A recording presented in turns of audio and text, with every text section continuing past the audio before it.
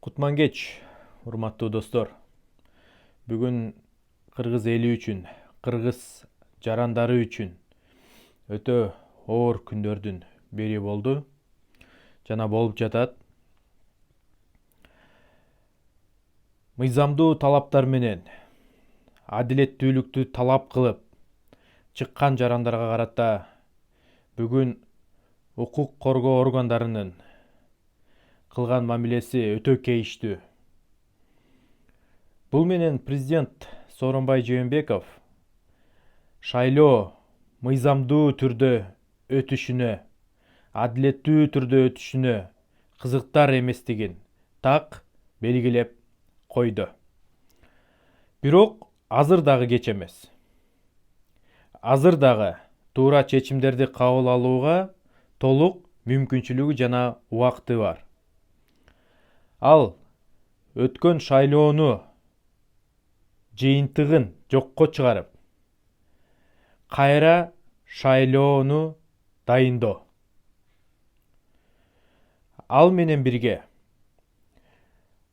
добуштарды сатып алууну токтотуп, административдик ресурсту көзөмөлдөп, толук кандуу бул эки фактор шайлоонун жыйынтыгына таасир этпегендей мүмкүнчүлүк түзүп бериши кажет.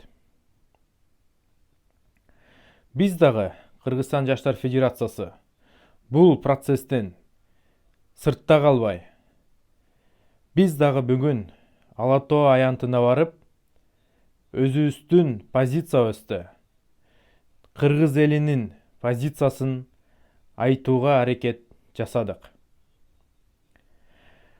Эми эгерде президент, өкмөт башчы бул окуяга туура элдин тарабына болуп чечим чыгарбаган болсо, анда бул күрөштү дагы улантыш керек жана сөзсүз түрдө аягына чыгарыш керек.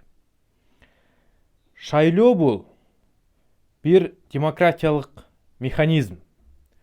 Бул шайлоодо сөзсүз түрдө, акыйкаттуу түрдө бийлик алмашыш керек. Ошол алмашууну кыргыз эли талап кылып чыкты. Жана бул талапты мамлекеттин башында турган президент сөзсүз түрдө аткарыш керек. Бул анын башкы милдети. Акыркы сөз элдин сөзү. Акыркы сөз жарандардын сөзү. Акыркы сөз жаштардын сөзү.